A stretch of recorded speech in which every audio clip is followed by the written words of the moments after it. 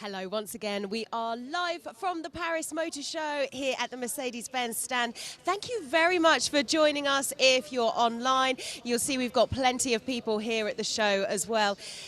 There's a reason why there seems to be such a crowd, because not only throughout the show is e-mobility and the future technology of cars a huge draw for people, but here at the Mercedes stand, they've really put on a showcase, and we're going to show you a little bit more up close and personal with the car. I've got Alex Hilliger here. Thank you so much for joining us, Alex. To begin with, could you tell people your role and a brief description of what you do?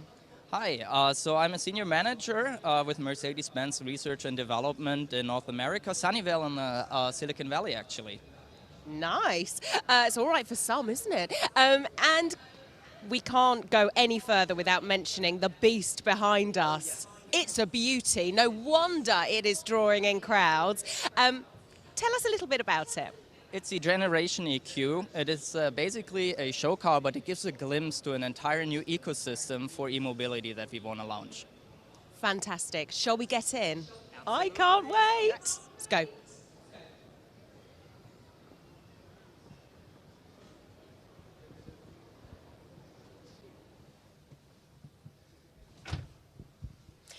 Okay, so once we're inside the car, immediately, it's almost quite a unique, well, it's a very unique feeling. It's very different to the cars that we're used to. Can you just talk us through the interface here? Absolutely. So we completely redesigned it. What you're seeing here is essentially one combined big display. So we don't have, as we have today, two separate ones. And what this allows us to do is essentially have, for example, the map take over the entire space of this nice display. So you don't have your instrument cluster on the left with all these gauges and the technical details, and then the map over here. You can really make use of all this real estate and put the map here. It's amazing. It's almost like sitting in a smartphone. Now, one thing that I personally always think about, and a lot of people often mention to me, is with the future of technology, with all of these amazing gadgets, it's really dense in information. Yes. Is that going to affect the driver or distract the driver, more importantly? No, we really wanted to clean it up here. So we've been partnering with HERE on their next generation map engine. So what they feature is really a very detailed inner city map visualization. So they have all this high detail, and we really want to show people in an inner city drive mode where can they really go. So what you're looking at here is this is really gorgeous. It's their high quality map data, but we're using it very wisely. We're cleaning actually everything up that you don't need while driving, and then we can basically bring in all the details once you want to explore the city. So I'm totally new to Paris. I have no idea where to go in the evening, and I'm probably interested in, okay, where are all the good spots for food? Where can I go shopping? This is usually centered in clusters, and this map gives me a very nice overview, and we've been partnering with Theo on getting this into the show car.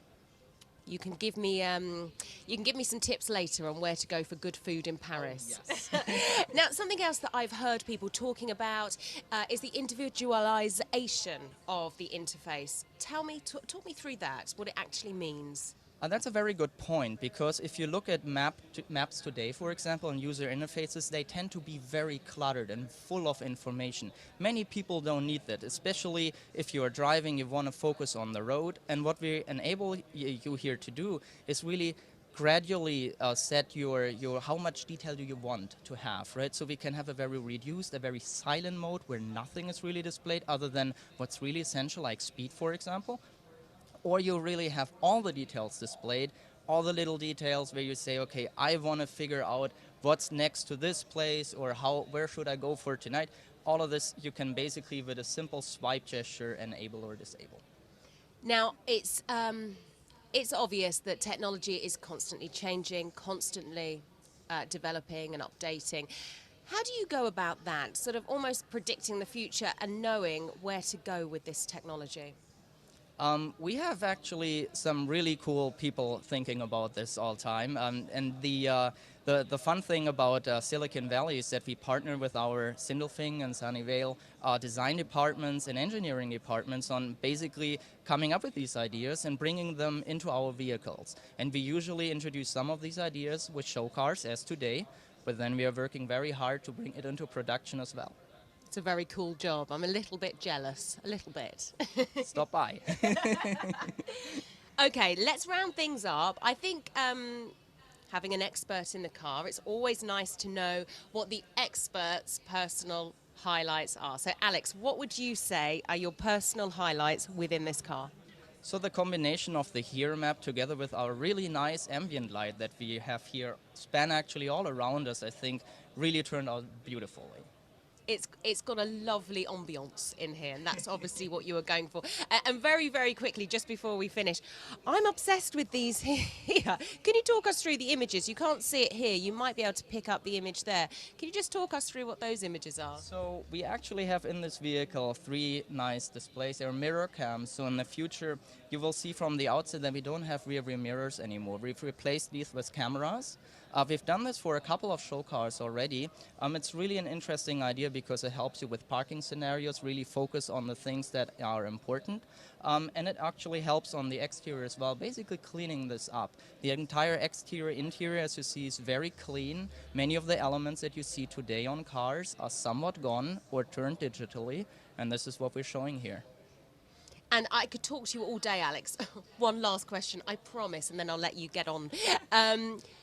When are we likely to see these sorts of interior in cars? We are working very hard on making that happen very soon.